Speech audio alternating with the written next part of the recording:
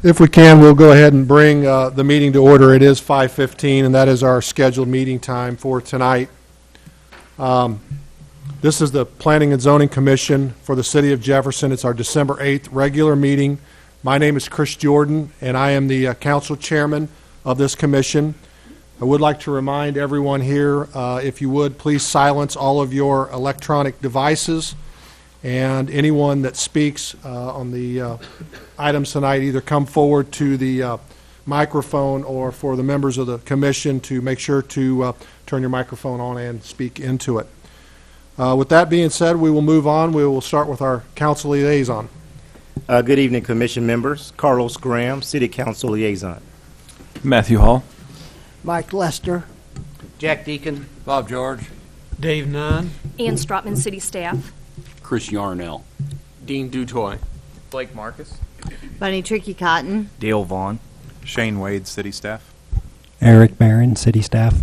Janice McMillan, Director of Planning and Protective Services. Brian Wolford, City Staff. Jamie Abbott, City Staff. Thank you, everyone. The City Code authorizes 9 regular members and 3 alternates. Alternates are designated to vote upon the absence or disqualification of a regular member. We do have a quorum tonight, with the regular members being Bunny Tricky Cotton, Jack Deacon, Dean Dutoy, Bob George, Michael Lester, David Nunn, Dale Vaughn, Chris Yarnell. Our alternates tonight are Blake Marcus and Matthew Hall, and both of those members are allowed to speak and participate in discussion, but at this point we will not have them voting on an agenda item. Is there anyone on the commission that will be disqualifying themselves from any agenda items? Seeing none. With that, we will have a call for cases. If there is someone here to represent that case, if you would at this point just raise your hand so we know there is someone here. Our first case is case number P16022, 925 South Country Club Drive. It is a preliminary PUD plan amendment and final subdivision plat. We have someone in the audience for that. Thank you, sir.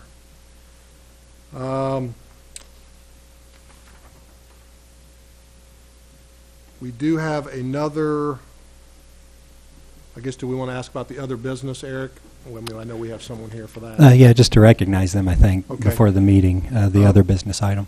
We do have another agenda item this evening. It's the presentation of the historic South Side Old Munichburg District and Neighborhood Plan by Capital Region. Is there someone here to represent that? Thank you, gentlemen. We have no reasons for continuance. That's correct. Okay. No need to reorder the agenda item. Eric, if you would, please give the order of testimony and format of the hearing. Thank you, Mr. Chairman. We do have the one case on the agenda this evening, so one item of regular business, and so this format of hearing and testimony largely relates to that. I'd like to briefly describe those procedures. This meeting is being recorded, so that when you speak, please step to the microphone and give your name and address for the record. And after a brief introduction of the case by city staff, the applicants, consultants, and advisors will explain the project. And then we will ask to hear from any supporters of the request. We will then ask to hear from any opponents of the request, and then ask to hear from anyone else who wishes to speak on the request. City staff will then describe the proposal and make their recommendations on the request. In order to reduce the time necessary to hear the application, reference to printed material, including the staff reports, applicable findings, ordinances, and our statutes, shall not be read into the record unless directed by the Planning Commission. The Commission will close testimony from the floor after the public hearing and make a motion on the case. The form of the motion shall be positive. That is, the motion shall be made to accept the request as presented or with modifications, stipulations, or conditions. Commission will then discuss the proposal and publicly make its determination. Ayes in favor, nays opposed, and the chairman shall announce the results of the vote, specifying the number of votes cast in favor and the number of votes cast against. And the following documents are entered as exhibits for items under consideration at this meeting. The City Code of the City of Jefferson as amended, the Comprehensive Plan and Land Use Map, and copies of applications under consideration, a list of property owners to whom notices were sent, the affidavit of publication of the public notice in the newspaper, copies of drawings, plans, and/or renderings under consideration, letters or memoranda from staff, staff reports, minutes of proceedings, letters, photos, memoranda, or other materials submitted by the public or the applicant, and the rules of procedure for the Jefferson City, Missouri Planning and Zoning Commission. These items are all public record and available for inspection in the Department of Planning and Protective Services or through the Office of the City Clerk. And please be advised that any items that are presented this evening to the Planning and Zoning Commission become the property of the city. This includes any photographs, drawings, renderings, petitions, and letters. For the one item of regular business this evening, we do have staff reports up on the podium here. We also have a rendering of the subdivision plat out in the hallway for anyone who would like to take a closer look at it. Thank you, Mr. Chairman. We move on to the adoption of the agenda. I'll entertain a motion. So moved. A motion and a second. Is there any discussion? All in favor, say aye. Aye. All opposed, the motion carries. Next, we have the approval of the minutes from our previous meetings. We all remember we've had 2 meetings since our last time together. We have the regular meeting minutes of the November 10th, 2016 meeting. I will entertain a motion for that. So moved. Second. Motion and a second. All in favor? Aye. All opposed? We also have the minutes from the meeting of... I'm terrible about that. Thank you. We also have the approval of the regular meeting minutes of the November... That wasn't a regular meeting, that was a special meeting. The special meeting minutes of November 17th. I'll entertain a motion on that. I move we approve the special meeting minutes of November 17th. Second. A motion, a second. Any discussion? All in favor? Aye. All opposed? Motion carries. Eric, there is no communications tonight? We have not received any correspondence on the case this evening. No. Okay. New business, we do have our first case and only case tonight as far as public hearing. It's case number P16022. It's 925 South Country Club Drive. It is a preliminary PUD plan and amendment to and a final subdivision plat. Eric, tell us a little bit about it. Thank you, Mr. Chairman. First, to orient you to the location of this request, up on the screen is a location map. So in the center of the screen is the intersection of West Edgewood Drive and Fairgrounds Road and South Country Club Drive. South Country Club Drive actually takes a sharp right-hand turn at that intersection in order to and continues to the west. This property fronts on South Country Club Drive, just west of that intersection. It's an existing office complex, essentially. The zoning of the property is a PUD, a planned unit development, and the matter is before you this evening as a PUD plan. It also has a subdivision plat. The purpose of the request is actually to divide the property up into multiple lots so that each of the individual buildings, existing buildings on the property will sit on individual lots. And so on the screen you can notice that there's actually 4 buildings here. The long building toward the front, fronting on South Country Club Drive, is actually 2 buildings. It is separated by a short distance there.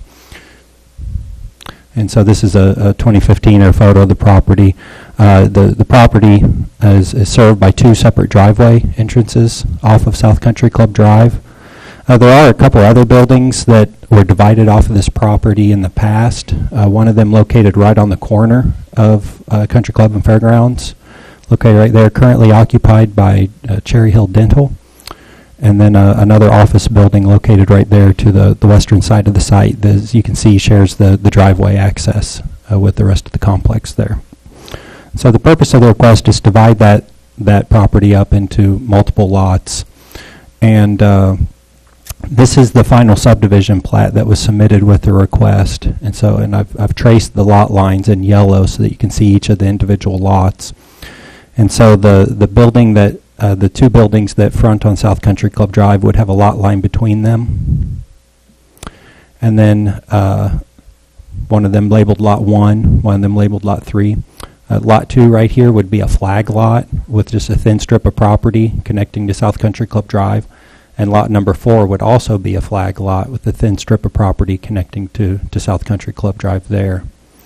And so it's submitted as a PUD plan as well as a subdivision plat, primarily because it deviates from some of the normal requirements of the zoning code with regard to the lot widths.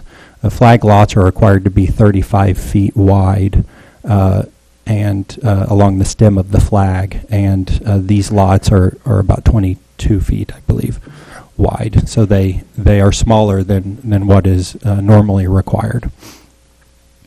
And also, the subdivision has 4 separate lots relying on 2 driveway entrances, and so in discussions with the property owner prior to the filing of the application, there are a number of easements or shared use type agreements that the staff felt were necessary with the subdivision plat to ensure proper access for all of the lots. And so up on the screen I've highlighted in a couple different colors some of those easements. I'll touch on each of them briefly.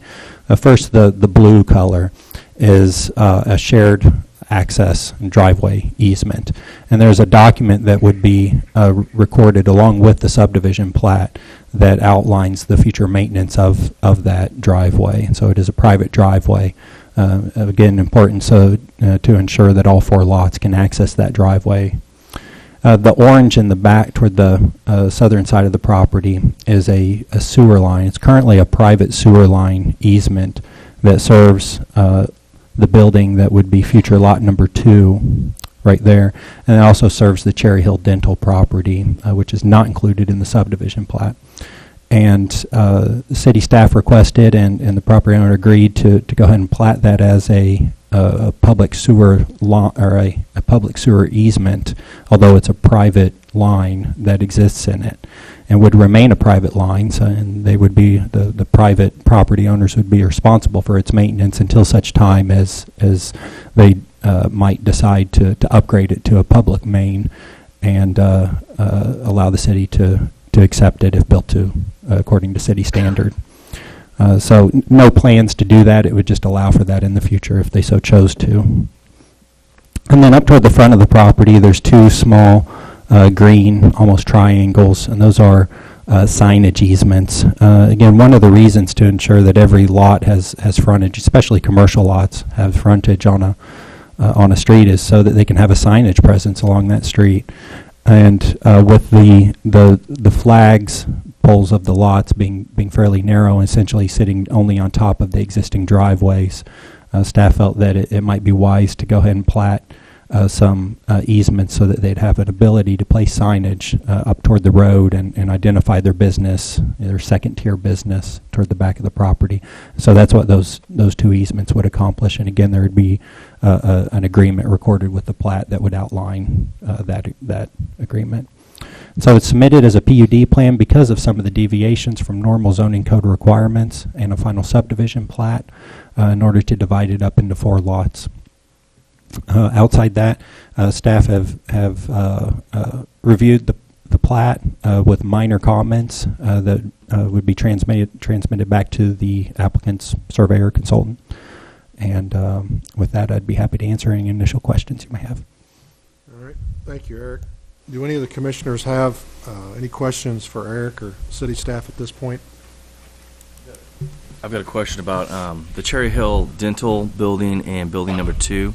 Because it is a private line, would there be a sewer agreement on that as well? Yes, and I think I failed to mention that, but yes, there would be a private maintenance agreement for that private line as well. Shane, do you have anything regarding this? I think Eric has pretty well covered everything in regard to the sewer. We did work through our wastewater division to discuss it with them to ensure that we do have public access to all lots in the future. That way, if the property owners so choose, they can upgrade that to a city main. Thank you. Do any of the commissioners have any questions for city staff at this point? Okay, seeing none. Would someone like to please come forward to represent this case? If you would, please come to the podium and state your name and address and tell us anything that city staff hasn't. My name is Ralph Cleathermos. I'm with Osage County Land Surveying down in Lynn, and I think Eric and Shane have, I guess, covered everything that I know of, other than Mr. Story said that he had the agreements, the maintenance agreements and everything for the driveways and the sewer lines right now, being prepared by Mr. John Landwehr, so that's all I know. Okay. Do you have any issues with some of the technical corrections that staff may be sending you? None at all. Okay. Do any of the commission members have any questions for Mr. Cleathermos at this point? All right, sir. Thank you. Thank you. We'll move on to public testimony. Is there anyone in the audience who would like to speak in favor of this request? Please come forward. Seeing none. Is there anyone who would like to speak in opposition to this request? If so, please come forward. Is there anyone who would like to speak on this request? Please come forward. Once again, seeing none. At this point, we will close public testimony. Eric, I will ask for your staff report. Thank you, Mr. Chairman. The staff recommendation is for approval of the request. As an existing shopping center, a PUD plan to divide it up into multiple lots is appropriate. A PUD plans, for your information, would allow for actually landlocked lots as long as all the proper agreements for shared access are in place. In consultation with the property owner, felt the flag lot idea was a little bit better, even though the flag poles of the lots would not be of the normally required width. But staff recommendation is for approval in two separate motions. First, for a motion for approval of the preliminary PUD plan amendment, and second for approval of the final subdivision plat of Westport Plaza subdivision with the following conditions, and I have 3 different conditions outlined in the staff report. First, submittal of a signed plat prior to introduction to City Council. That's a standard condition issued for subdivision plats to make sure we have a signed plat when we move forward to the council.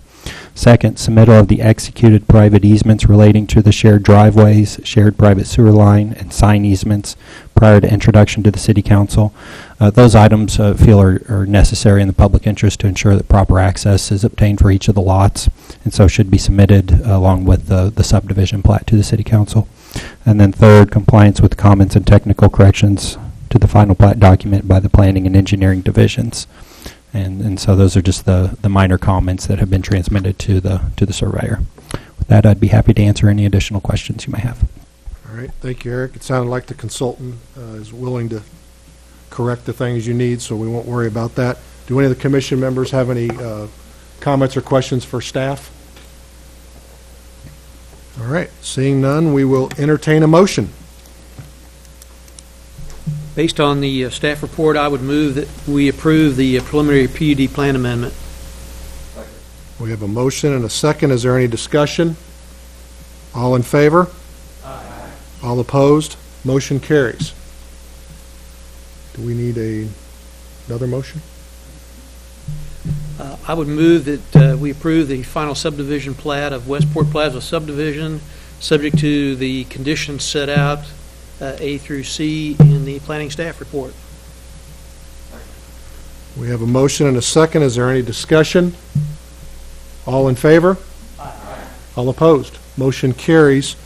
Eric, I believe this will, as you mentioned before, to the City Council, assuming that the corrections are made and the easement documents and everything you need will be submitted on time. If so, when will this go before the City Council? We do have it scheduled to go in front of the City Council on January 17th of 2017 as a public hearing item. Their meetings take place at 6 p.m. in this room. Okay.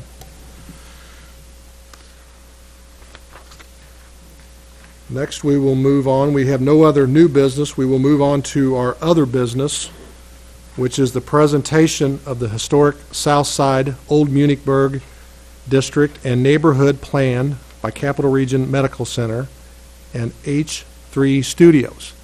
Is there someone here who'd like to come forward and state your name and address and tell us a little bit about it? My name is Gasper Calvaruso. Home address 3551 Antietam Court. And I am the president of Capital Region Medical Center.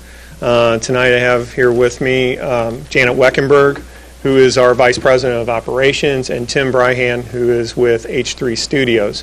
And Tim is going to be providing the presentation to the group here, and I just want to thank you all for allowing us to present this to the commission.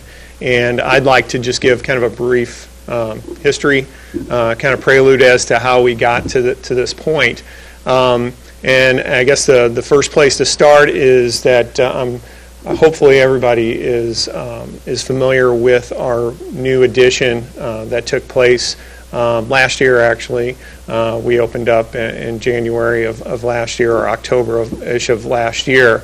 And it's a $38 million addition to our facility. Focuses primarily on outpatient services, physician services, and really improving the outpatient experience. As that construction was going on, there were some discussions at Capital Region with regards to the investment. The investment not only in our facility, but the fact that our facility is not moving, that we are in the old Munichburg South Side neighborhood, and that we want to make sure that our investment was a good one. And so as we looked around the neighborhood, we saw some opportunities, and we felt that there was an opportunity for us to do something from a community perspective. Whether we like it or not, sometimes where our businesses are, whether it's healthcare or a barbershop or wherever, the neighborhood can have a perception on the community. And there are a lot of great assets within our community. And so we wanted to be the catalyst to really look at how can we develop a plan to really improve the area even more. And so at that point, we engaged with H3 Studios. H3 Studios is an organization, and Tim may discuss this a little bit, is an organization that basically does this kind of work. They go into communities, they identify opportunities, they work with cities, they work with other organizations to develop both short-term and long-term plans to improve communities. Some of their work locally in Columbia, they've worked with the city of Columbia on a number of projects. Probably the best one that I've used as an example is if you're familiar with Midtown in St. Louis, where St. Louis University is located. About 20 years ago was not a real inviting area, and now it's thriving. And his organization had a big part in that.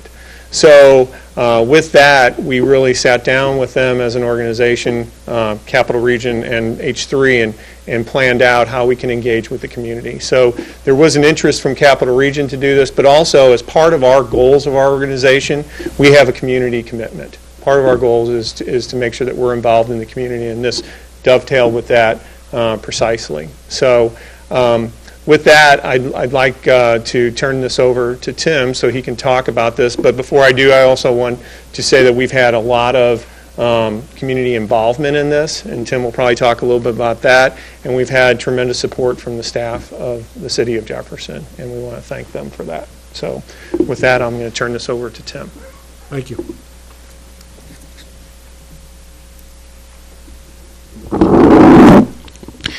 Thank you all.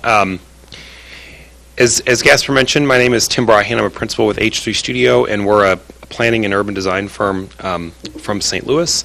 And we have been working with Capital Region and the community for about the past year on this project. And so what we want to do tonight, this is kind of the final public presentation of the draft plan.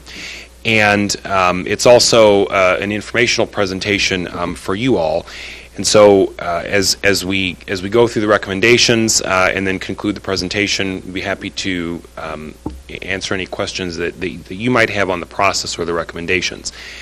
The objective for this project, as Gasper mentioned, and I'm going to apologize in advance, I'm getting over a cold if my voice gives out or if I start to cough. But the objective for this project was to develop a long-term vision plan for the historic Southside Old Munichburg neighborhood that would help to ensure that future neighborhood development is catalyzed by CRMC's institutional involvement, as well as the involvement of other key institutions in and around the district. And from the outset, it was the intention of this planning process that the final plan be submitted to the city for adoption. And so we really see this as kind of the first step to that ultimate goal. The study area that we worked in, its primary boundaries were the Whitten Expressway on the north side, Stadium Boulevard, and a portion of US 54 and the US 54 interchange on the south side, Chestnut Street on the east, and then kind of Broadway to Myrtle Avenue on the west. So this is a boundary that really is kind of the residential and historic commercial core of Old Munichburg, but it also picks up the key institutions of not only the medical center, but also Lincoln University, Helias High School, the YMCA, Trinity Lutheran, and a number of and obviously Jefferson City High School, and the synergy present of all of these institutions operating in this neighborhood is a great opportunity moving forward.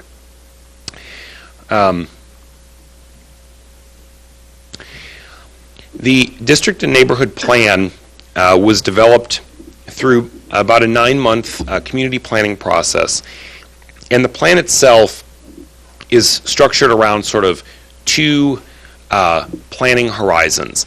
There's sort of a 20-year plan, which really encompasses the bulk of the community's goals and desires.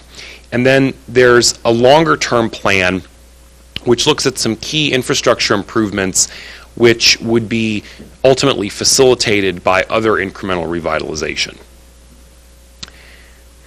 The planning process, as I mentioned, it's what we call a charrette-based planning process, which means that at the outset, and for about the first 2.5 to 3 months, we did a lot of preparatory work and conducted some meetings locally, and then we came into town for 2-3 day periods at a time and conducted 2 kind of intensive community planning workshops in April and May, and then a final visit and workshop towards the end of June.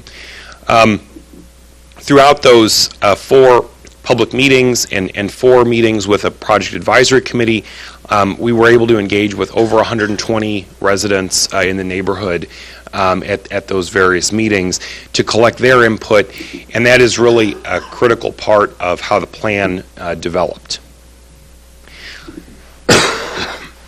The process itself, when we started off coming into the charrettes, we developed 3 options for the neighborhood. And through the public engagement process, we were able to, basically using public input, effectively determine that the public's preference was to sort of combine option 1 and option 3. And I'm not going to go through the 3 options in detail, but the outcome of that was the preferred option, which was sort of organized around 5 key goals or objectives. Number 1, building a neighborhood center around the Dunklin Old Munichburg Business District, which is really kind of the physical and recognized heart of the community. Creating an interconnected system of parks and trails, revitalizing neighborhood housing, improving circulation and creating an identity for the neighborhood with new gateway entrances, and finally establishing some sort of a community-based organization to help guide implementation over the long term. So what I'll do now is go through kind of the detailed recommendations of the final draft plan. So the plan is structured around a vision which was developed in conjunction with neighborhood residents and stakeholders, which really recognizes the assets that the neighborhood possesses and sets forth a strategy to revitalize the neighborhood incrementally. So this is not conceived of as kind of a major redevelopment plan for the neighborhood.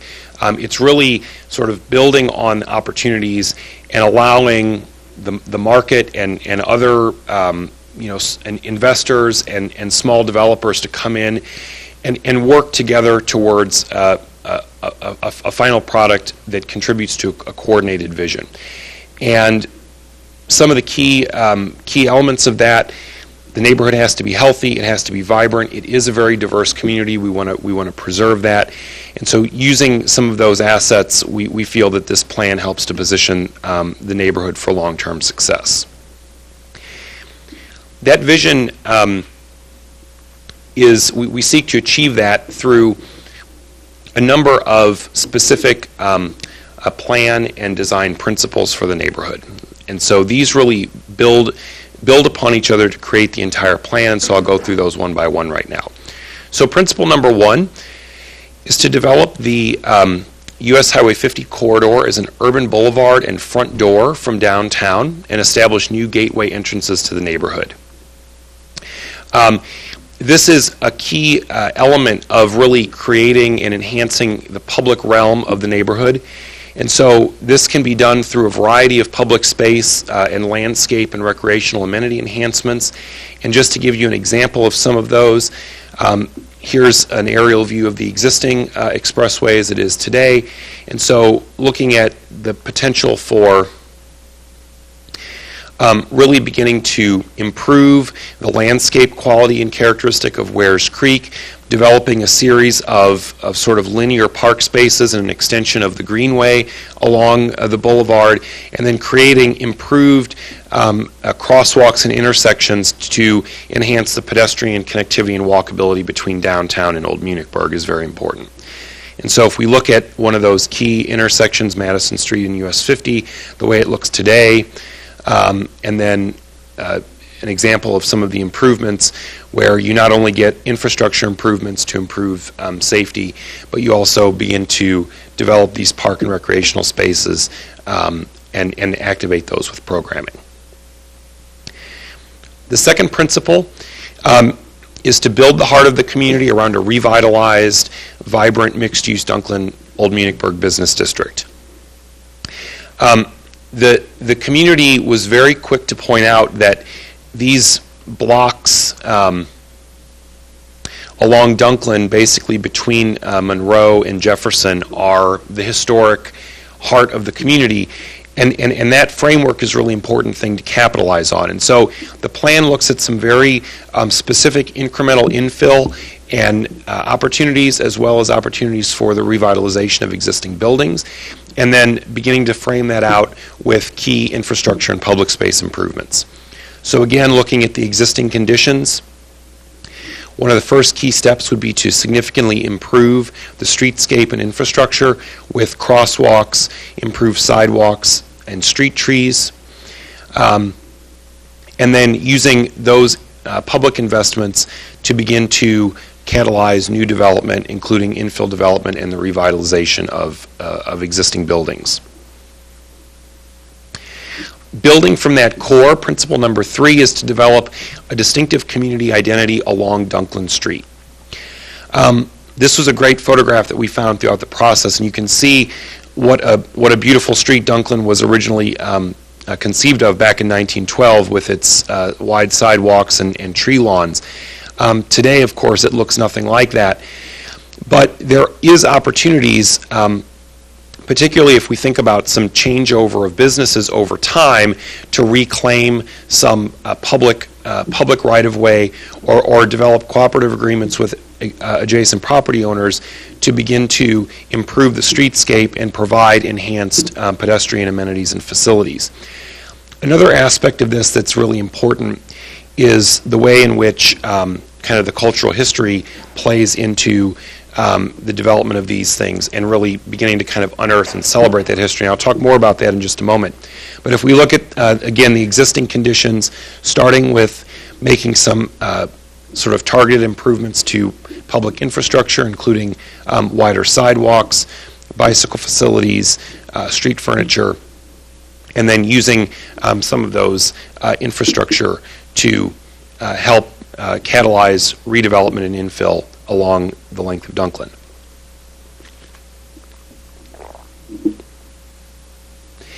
And this will allow Dunklin to function even better than it does today as kind of a major space within the community for special events and programmings. And we know that there are a number of events that occur along Dunklin throughout the year, particularly in the spring and summer. And so beginning to enhance the environment to further support that kind of programming is very important. Building off of that, principle number 4 seeks to improve the streetscape image and character of other key streets in the neighborhood, including Jefferson, Madison, and Monroe Streets, as well as Lafayette Street down to Stadium Boulevard. And this is one area where, like the streetscape improvements to Dunklin, there are a variety of elements that can be used to help do that, including signage, lighting, landscaping, improved sidewalks and infrastructure. And one of the things that's we think is a big opportunity, given the rich and multi-layered history that this neighborhood has with various immigrant groups and ethnic groups over its lifetime, is that we can really begin to use the streets as a way to kind of celebrate that history. And so the idea of creating a history or culture walk within the neighborhood, or multiples of these, which would begin to provide interpretive signage and other things within the neighborhood to kind of celebrate some of that history that that might not be as well known as it should be among current residents or visitors. And so an example of improvements to Madison Street between, in this example, East Ashley and East Atchison. Again, sort of working to the extent possible within the existing right-of-way, keeping the street itself the same width to maintain the vehicular capacity, but providing those enhanced streetscape elements, including street trees, sidewalks, and lighting. And then another key improvement, which is Monroe Street. This is one thing that has come up quite a bit, the bottleneck that the one-way section of Monroe Street currently causes within the neighborhood for circulation. And so we've done some very detailed exploration of the ability to widen Monroe and actually use the widening as a catalyst to help revitalize some very challenged adjacent residential properties as well. Principle number 5 looks at expanding housing choices in the neighborhood by increasing the diversity of types and affordability while retaining and improving existing homes and developing new homes. The housing quality is very important, and this neighborhood is a primarily residential neighborhood, so housing will need to play an important role in its revitalization. And then principle number 6, creating an expanded interconnected park and greenway system. One thing that we heard throughout the process is that the neighborhood is really underserved by access to parks. There are a few parks. They're small. The actual amount of park area is less than what the national recommended average for the population is. But more importantly, the parks aren't well connected, and they don't have the kinds of recreation amenities that residents of the neighborhood really need. And so there are a couple of opportunities for improving those parks. One is the expanding community park along Lafayette, where there are some houses in the floodplain that Lincoln University has been actively acquiring as they become available. Another are some properties, including some city-owned properties, over on the west end of the neighborhood near Dunklin and Weirs Creek, again, also in the floodplain. So the overall objective of this principle is to begin to look at targeted property acquisition, particularly in floodplains or flood-impacted areas, to establish expanded park space and then connecting those through extensions of the greenway system. And so here you can see some of those areas in greater detail. And as we think about, again, the kind of the public space impact of this, this is the existing greenway crossing of Lafayette at Community Park. And so moving forward, you see these homes over here which are in the floodplain, the ability to potentially buy those homes out over time, work with institutional partners to create some, or to complete some of those acquisitions, and then begin to develop these as expanded park space with recreational programming. Principle number 7 really gets into the way in which we would envision this plan to start to be implemented, which is to create a clear identity for the neighborhood and a professionally managed community development corporation. Basically, this would be a local neighborhood organization. It could either be a new organization, or it could be established by kind of expanding the role and capacity of an existing organization like the Old Munichburg Association. But basically, this would be a not-for-profit corporation that would be able to raise funds through a variety of means, but also have some staff and some basically some individuals who would kind of take ownership of the plan and take ownership of its implementation, so that this doesn't simply fall on the city to sort of spearhead. Obviously, the city has a number of neighborhoods that it needs to address. We feel that in this area especially, there's capacity to develop a local organization that could really take on some of these initiatives.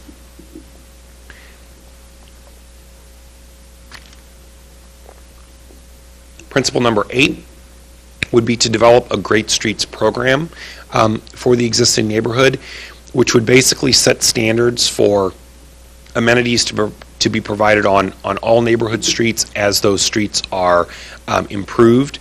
And this is, there can be a variety of sort of levels of service that are desired for this, but the idea is that basically as maintenance work needs to go on in the neighborhood, let's make sure that the maintenance work is sort of bringing the standards of infrastructure up for all parts of the community. Number 9, improving actual and perceived safety.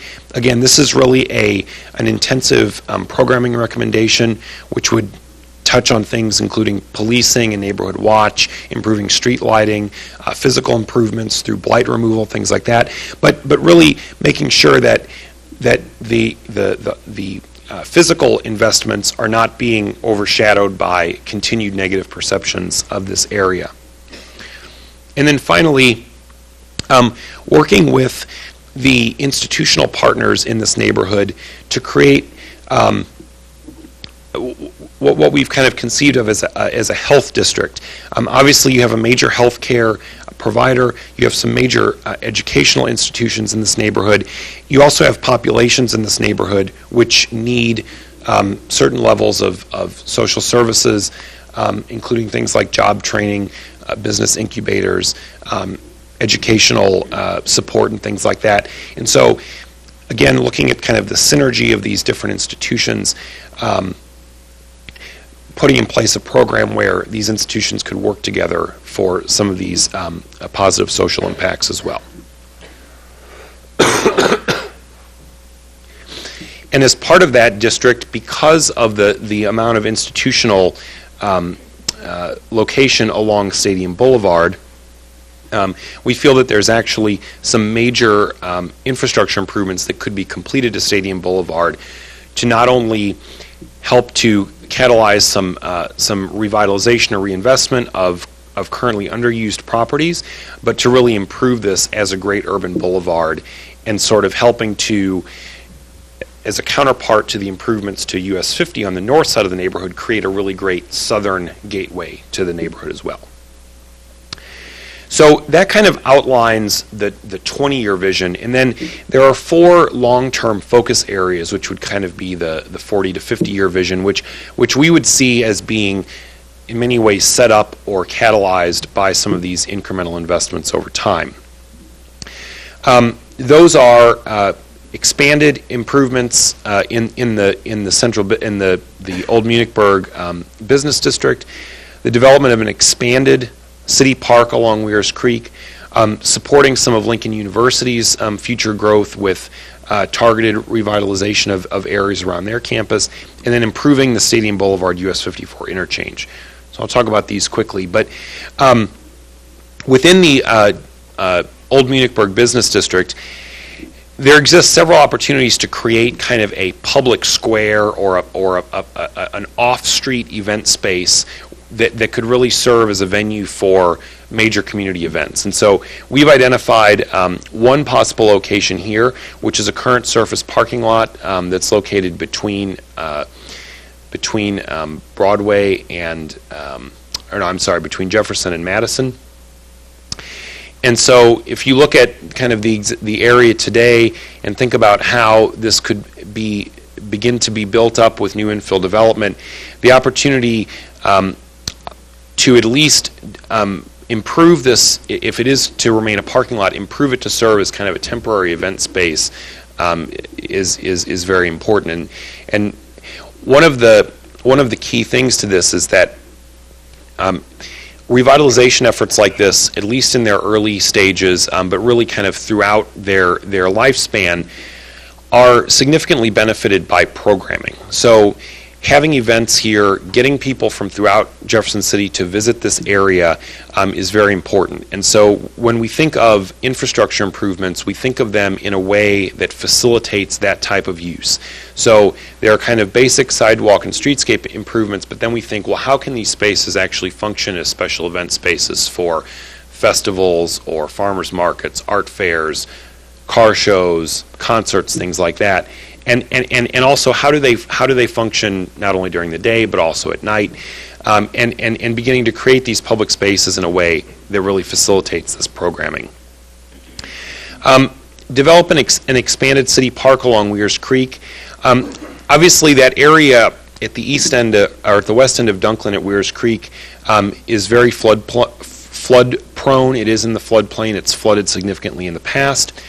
And so we see that long term, there is an opportunity to pursue some more substantial property acquisitions through sort of floodplain buyout programs, and to begin to develop a much larger park, which could really kind of function as an extension of Washington Park that's located directly in the neighborhood and provide some of the sports fields and other outdoor recreation areas that the neighborhood currently lacks. And this could also help to facilitate some development that would actually overlook this new park amenity. And some of this has already begun to occur with some of those buyouts along Broadway of those flood-prone properties on the east side of Broadway. Focus area number 3, the area around Lincoln University. They were a key partner in this planning process, and they shared with us that they do have some long-term growth plans and are interested in developing some amenities that will help to serve their students and their staff. And so looking at the ability, for instance, to along Dunklin and between Dunklin and Elm Street, which are areas that currently have a lot of housing authority units. They're generally not the most attractive parts of the neighborhood, but sort of working with Lincoln as a partner to begin to facilitate some redevelopment and revitalization of those areas over time.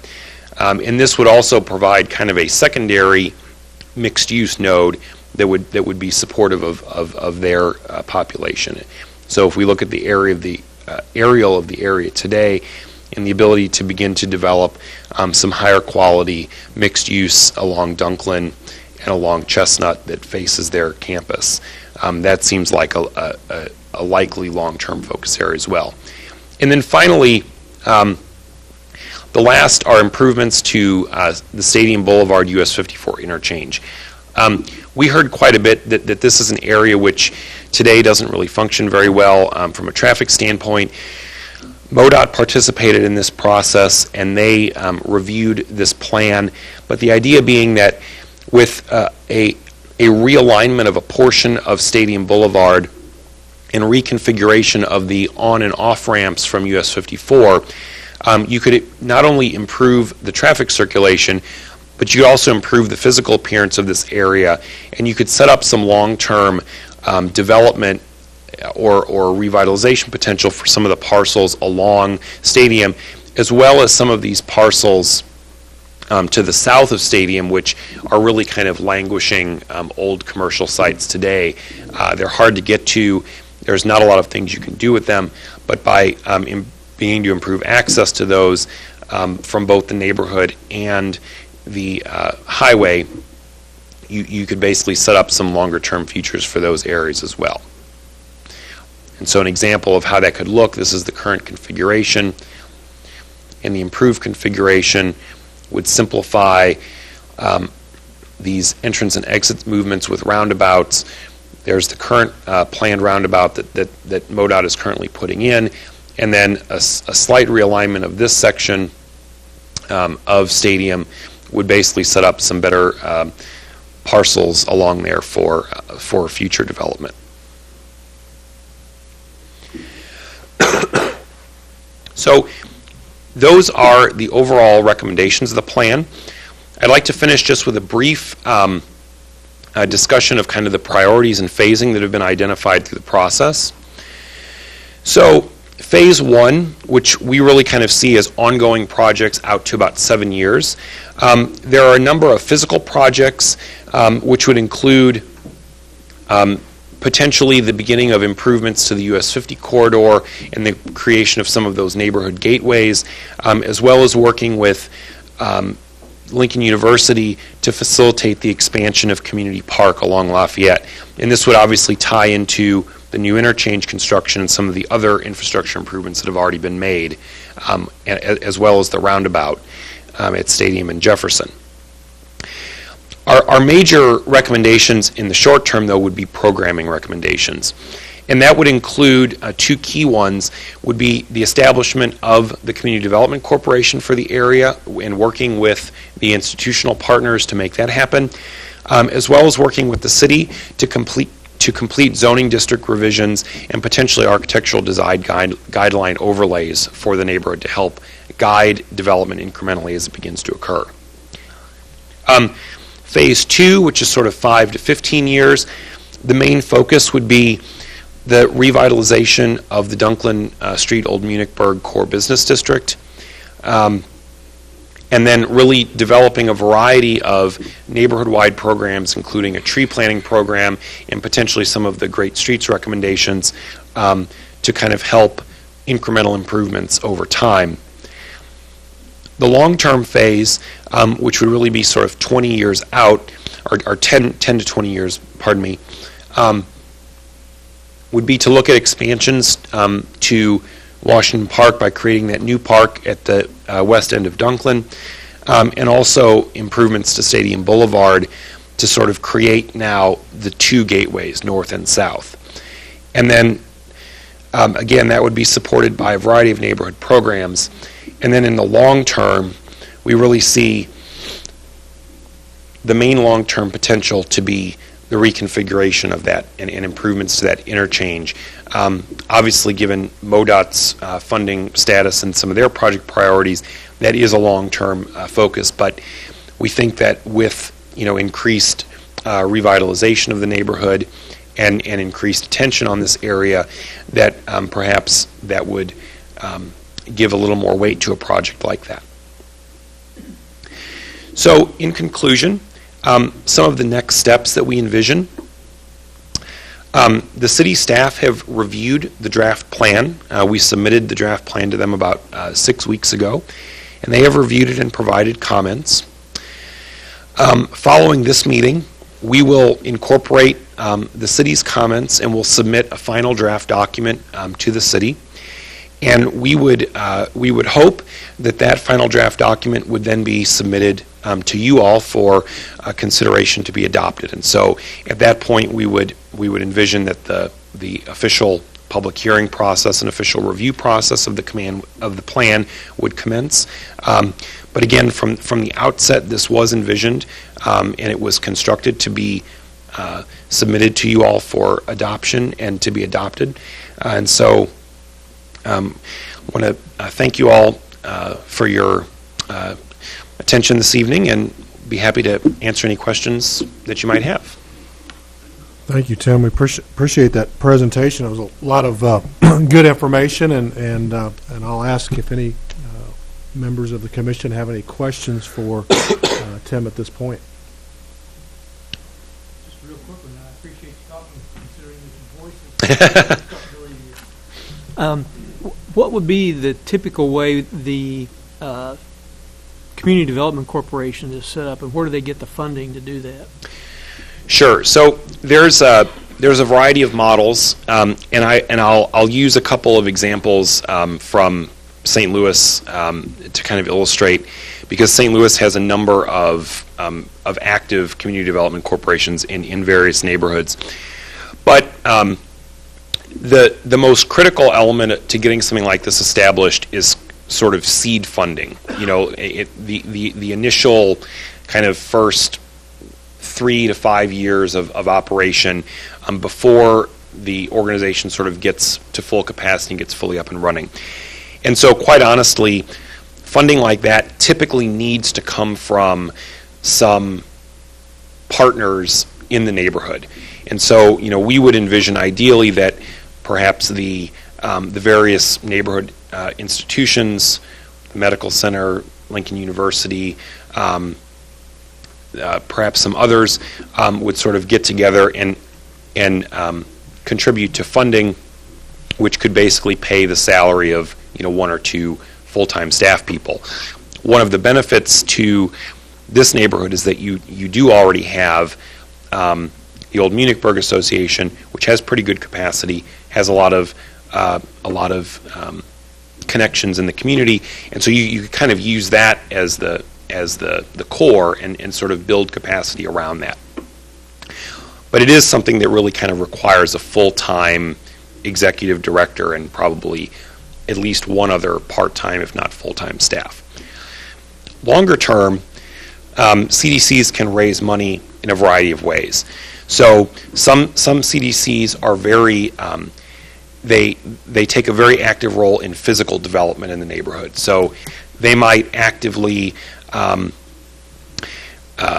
look at kind of facilitating the development of vacant properties or underutilized properties.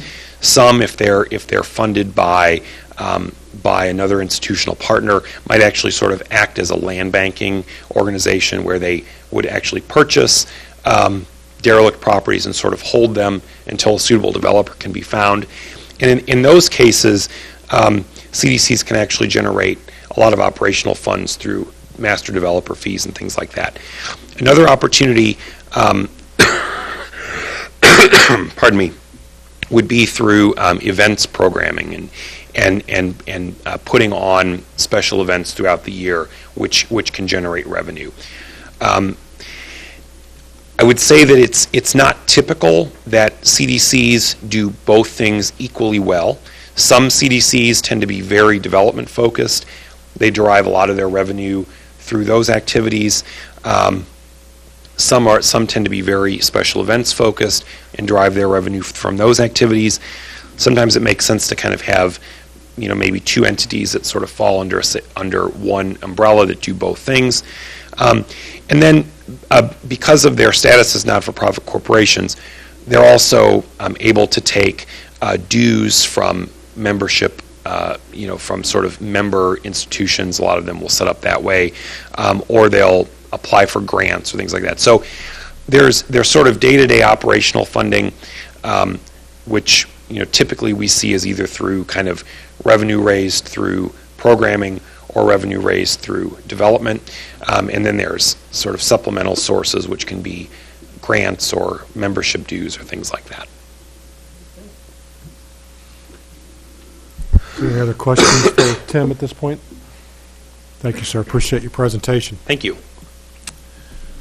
I think we had mentioned early that this was more of a presentation this evening, informative time for all of us.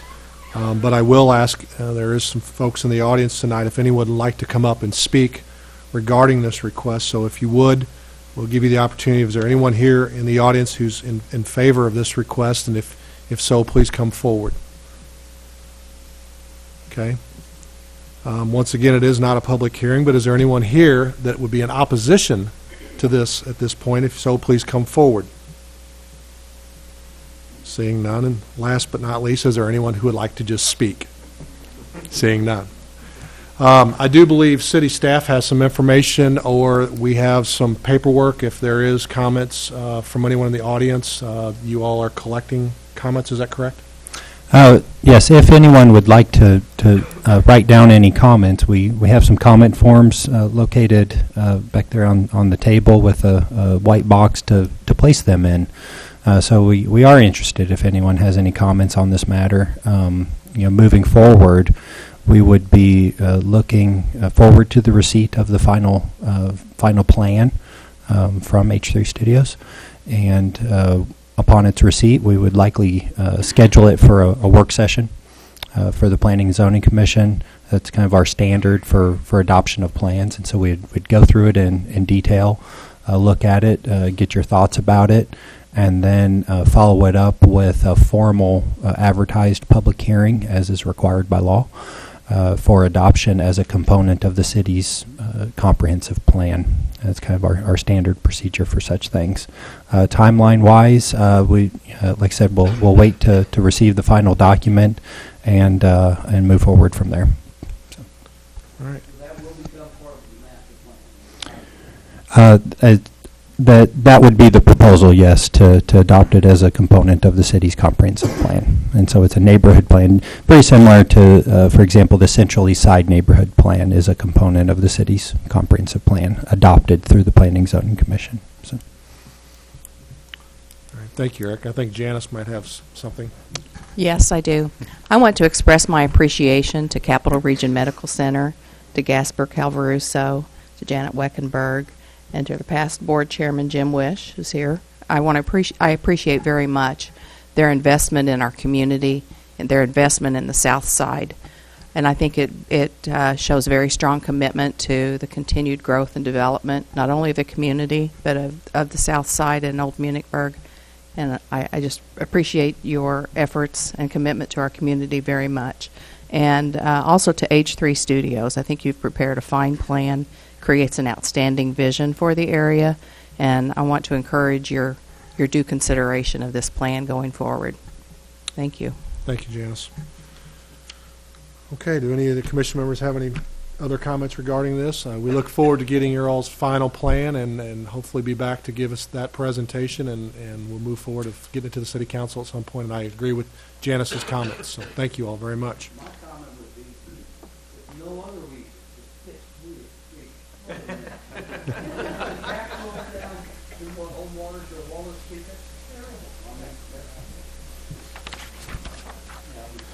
You're fine. We appreciate everyone coming this evening, and I'm kind of glad there's a little bit of participation in the audience tonight. We do have a little bit of a special presentation.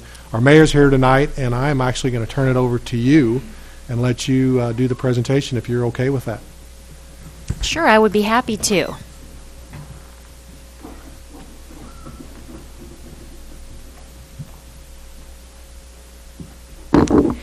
Thank you. It's great to be here tonight at the Planning and Zoning Commission. I appreciate the work of your commission. You all review so many important topics and give the recommendations to the council, and that means a lot. And something else that we're here tonight to celebrate and thank is Mrs. Janice McMillan. This is her last Planning and Zoning Commission meeting, at least we think so, unless we call you back here. But you have served for many years, and at this time, and Chris, you can stay here with me too, because eventually we'll present this and we'll get a picture and have everybody together. But the Planning and Zoning Commission decided they wanted to get a special proclamation for you, Janice. So, Janice, if you would like to come on up here, we want to take this time to present this to you. So, thank you, Janice, for all that you've done. So Chris and I, and on behalf of the entire Planning and Zoning Commission, this really is from the Commission, but I will share it with you. Whereas planning and zoning is a vital component in guiding future development, strengthening neighborhoods, and improving the quality of life for residents of Jefferson City. And whereas Janice McMillan has been instrumental in the furtherance of planning and zoning efforts within Jefferson City for nearly 30 years, through appointment to the Planning and Zoning Commission in 1988 and acceptance of a city staff position in 1994, and whereas Janice McMillan has displayed professionalism in her years of employment with the City of Jefferson, serving as city planner, Floodplain Administrator, Deputy Director of Planning and Transportation, and Deputy Director of Planning and Protective Services. And whereas numerous plans, programs, and strategies have been prepared under Janice's tenure, including the award-winning 1996 Comprehensive Plan, the 2005 Central East Side Plan, an overhaul of the city's zoning code in 2002, and implementation of abandoned building registration program in 2012. And whereas the City of Jefferson and its citizens have been blessed by the years of dedicated public service put forth by Janice McMillan, therefore we, Carrie Turgeon, Mayor of the City of Jefferson, and Chris Jordan, Chairman of the Jefferson City Planning and Zoning Commission, do hereby proclaim our sincere appreciation for the many years of public service by Janice McMillan to the City of Jefferson. Thank you, Janice.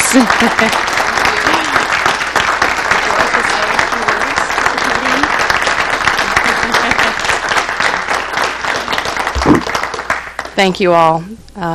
It's been a pleasure to work for the capital city for 22 years, and there have been times when it's been challenging, but I have to say that I work with a tremendous group of people, you included.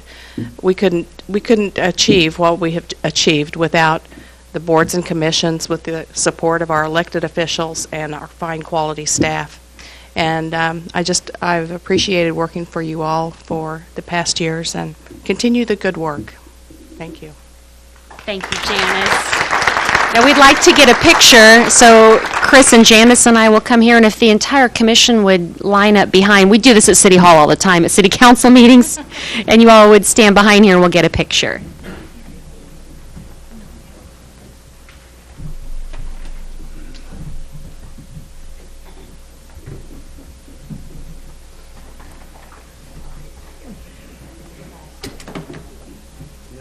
The only person I know that can tell me that there's no way that's ever going to work. You probably were pretty dumb in saying it, but with such a way that I thought, I'm glad you told me that. Okay,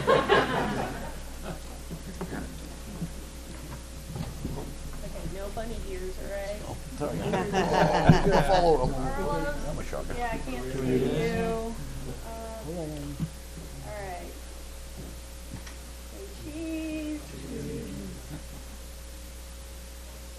And then I gotta do some with the mayor's phone.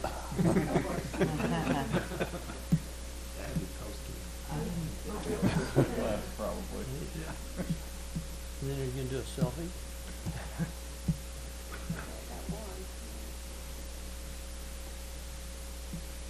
One more. Okay. Great. I wasn't told you that was a really good idea.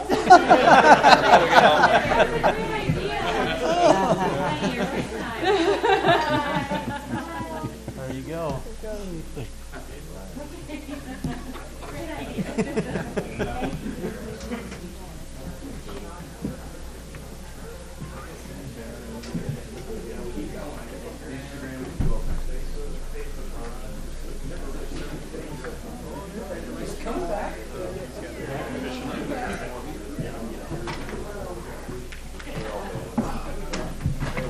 Oh, we got to officially adjourn.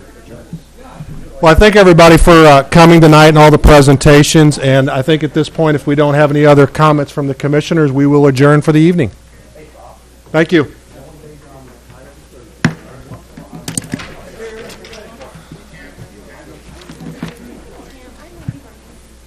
Thanks, sir. Hey.